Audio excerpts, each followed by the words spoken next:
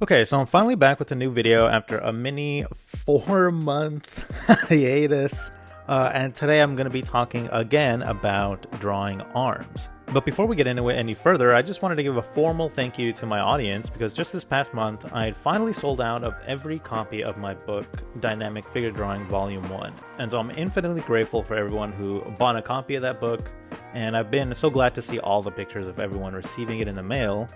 And while the physical version is sold out, the digital version is still available in my shop for anyone that may be interested in supporting me that way. I greatly appreciate it. I do have plans for a volume 2, but before I say any more about that, let's actually just jump right into how I draw arms part 2. So what I did before recording this video is I asked my audience over on Patreon what it is they struggle with when drawing arms, and so I'll be using their comments as talking points. The first being this comment by the manager.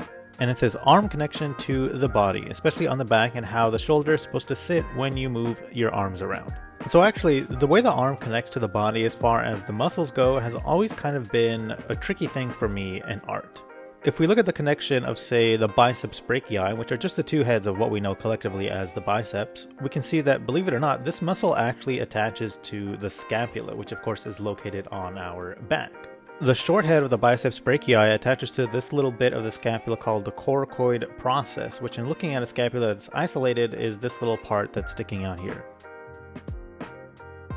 The long head of the biceps also attaches to the scapula, specifically onto the supraglenoid tubercle, which essentially is just this spot here on the scapula. And if we look at the two heads of the triceps, it's actually going to be a similar story, albeit this time only the long head attaches to the scapula, while the short head attaches to the arm itself, which is the humerus. Now, the reason why this has always been a bit tricky for me is because on one hand, of course, it's always helpful to know what points these muscles actually attach to on the skeleton. But on the other hand, the thing is that most of these attachment points are just covered up by other muscles on the body anyway, and become nearly completely invisible. So much so that we as artists don't even actually draw on these attachment points at all. So for example, with this diagram of the biceps, these white bits here are the ligaments of the muscles, and they also act as kind of like a cut-off point for what is visible to us when we're drawing, and it's pretty much the same thing with the triceps. So then what do we do when, say, we get to this point in a drawing where all I have is the bust of a character and no arms? How do I attach the arms? Well, for me, this quite literally came down to the line work of the drawing itself rather than what the lines are actually depicting. And honestly, that's sort of how I learned how to draw anything, is through studying just line work. Because instead of remembering attachment points and insertion points, I just remember lines. And so when I look at this drawing here, I always know that there's like a tiny bit of space down the length of the chest where the arm will appear to come out from. So it's at this point here where I draw the first line of the inside of the arm, and the line for the outside of the arm will appear to come out from this point here, right at the end of the deltoid.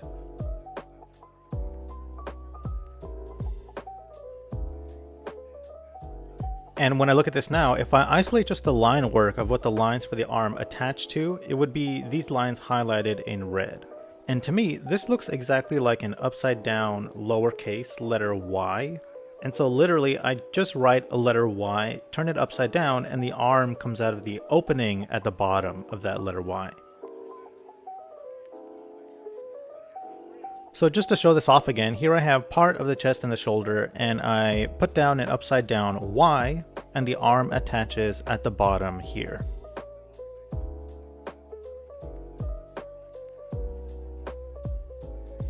So if this curve is the deltoid, at this point here, I'll draw a diagonal line like this, and this line represents the front delt as it travels from the humerus to the collarbone. And this line here represents the lower side of the pectoralis major, which again is just the letter Y. And so the opening that this creates, the lines for the arm will come out from either side of that opening. And this is how I remember how to draw the arm as it attaches to the body in a front-facing view.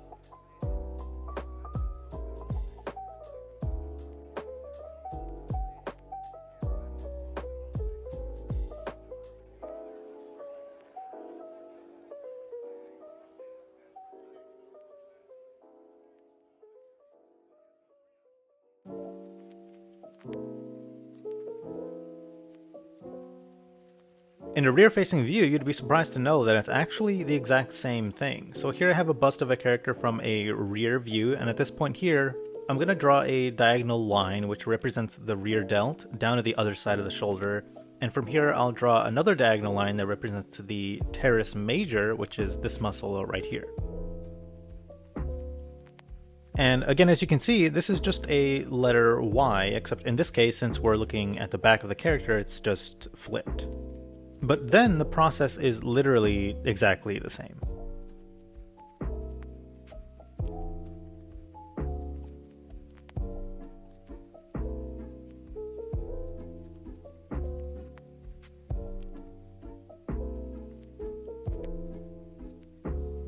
So going back to your comment here, you said you have trouble with how the shoulder is supposed to sit when you move your arms around. Well, it's always important to note that the deltoid is a muscle that splits into 3 portions. It's the front, the middle, and the rear delt, and I guess the front and rear delt here are interchangeable depending on what direction the body is facing. So with this is kind of what I'm imagining here. And a lot of the way the deltoid sits as you move the arm really depends on the position of the arm and the rotation of the arm. A really simple way that I like to visualize the deltoid is that it kind of resembles a heart shape. And if we imagine this heart shape like a piece of paper and fold it in half, this is essentially how the deltoid wraps around the front and the back of the body.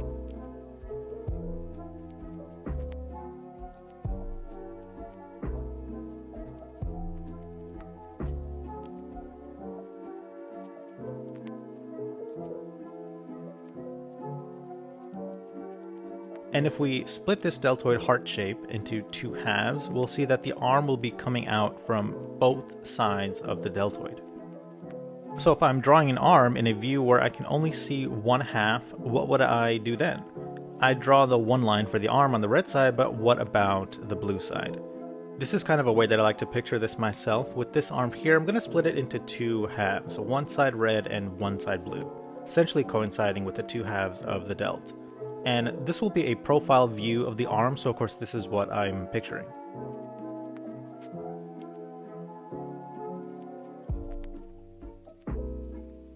So with this half delt, let's say that this is the blue side of the delt, which in this case means it's the rear delt. And again, I can only see the blue half, but I know the arm attaches to the blue and the red sides of the shoulder.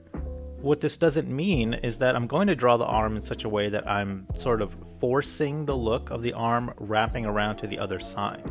Because while that is still true, in this angle and in this position, we wouldn't really be able to see that. So while I can't see this point, I can see this point, which is located straight down the middle of the delt, which in a more realistic depiction would be where the 3 heads of the delt converge. So that middle point is this point here, which means that I'll just draw the other side of the arm coming out from said point, since in this example we'd only be able to see the blue side of the arm.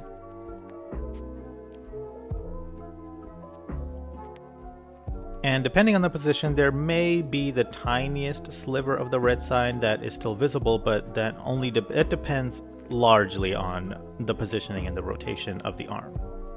But again, the deltoid is not 2 halves. So if I took the same drawing of the back of a character in the same angle and drew one arm reaching directly outward and the other in a flexing position, you'll see that the middle point of the delt, while technically being in the exact same spot, will appear to be in different spots depending on the position and rotation of the arm. For example, with this bottom one, the middle point sits within the form of the arm, while with this one it sits just at the edge of the arm. So all of this is just to say that the way the shoulder sits on the body will always stay the same technically. It's just that being that the deltoid attaches to the humerus, moving your arm will move the deltoid as well. So the deltoid may appear differently in different angles during the arm's movement. Moving on to this comment here by Subikoru.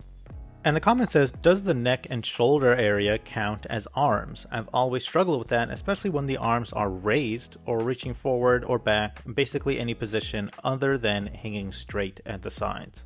Now, I actually made a video all about drawing raised arms, and I'll leave the link to that in the description of this video, but I'll still include some things in this video.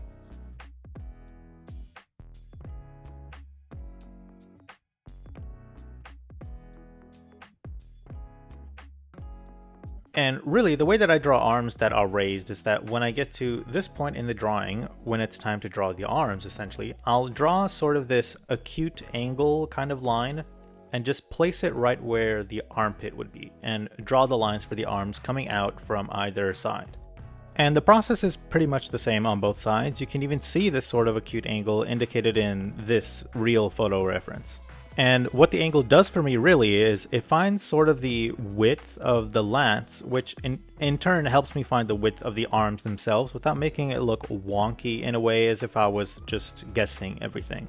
Another important thing to remember is that there is a muscle right at the armpit that is called the coracobrachialis, and the benefit of this muscle is one, that it actually is 1/2 of the acute angle from before, but it also may help in that it sits right between the bicep and tricep, so it kind of acts as a landmark for placing those muscles on the arm when drawing it in different positions.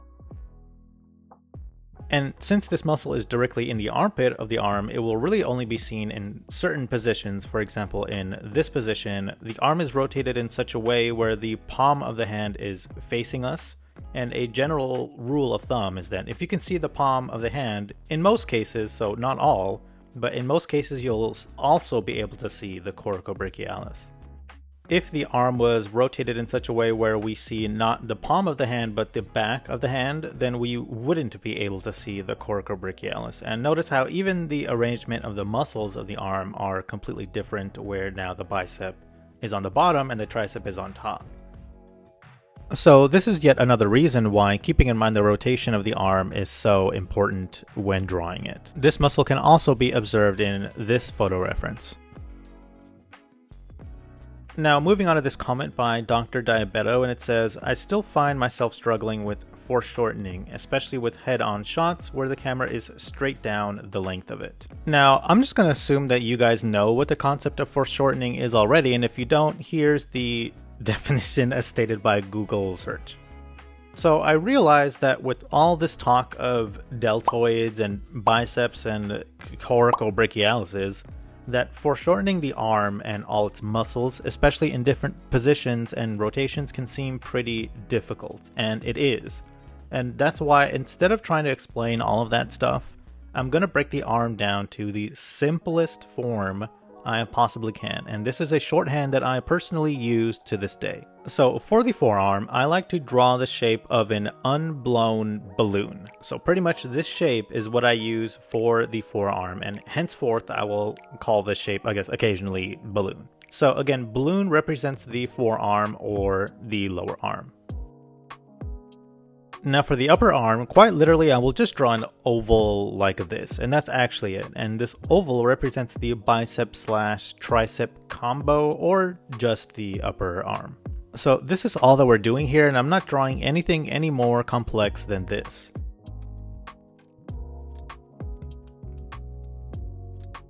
And when we put these shapes together, we get an arm. Or at least a super simplified version of an arm. And the reason I'm using such primitive shapes is for the sole reason of emphasizing and bringing to the forefront the concept of overlap. Now, if you follow me for a while, you'll know how much I yap about overlap. And the reason is because it is a concept so vital to us as artists, especially when we're foreshortening literally anything. When you're foreshortening a subject or multiple subjects together, overlap will almost always play a part in the process. And in this case it certainly does, because if I took these two shapes and placed them in this configuration, hopefully you'll see that this arm reads completely differently than this arm. And this is the whole idea behind this shorthand that I use, because one, these shapes are very malleable, so I'm free to squish and stretch them for whatever the pose may require, and two, it clearly tells me what part of the arm is in front or behind the other. Adding on top of that, that these shapes are also just so easy to draw that it takes very little effort for me. So in this example, I'm going to draw a character with his arms stretched out slightly in front of him, and personally in most cases I like to draw the hand first because they're the thing that's closest to the metaphorical camera, so I just like knowing where that'll be first. And for the arm, I'm just going to use these two shapes. So for the forearm, I'll use the balloon and just draw that shape like this, and I'm done with that. For the upper arm, I'm just going to draw an oval, making sure that part of it is obstructed by the forearm. And that's it. I drew a slightly foreshortened arm. And that's really all there is to it for me. And with any pose at all, the process remains exactly the same.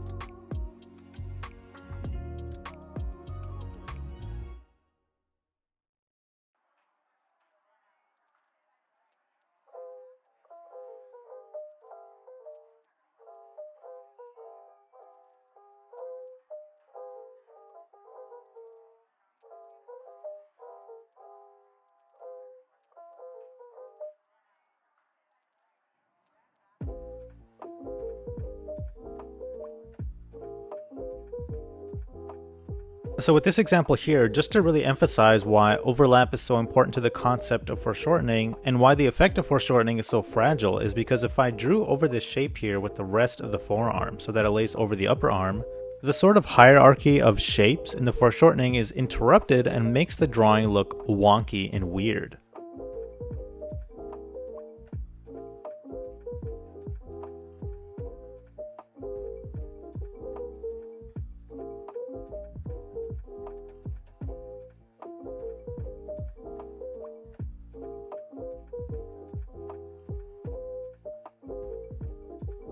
In this example, you can see that if I put the upper arm in front of the forearm, the effect of the foreshortening is completely destroyed. So this is why doing it this way with these shapes is so beneficial for me, because it's so easy to see where there may be a mistake, because I'm only working with 2 shapes as opposed to dozens of shapes if I were to try and depict all of the muscles on the arm.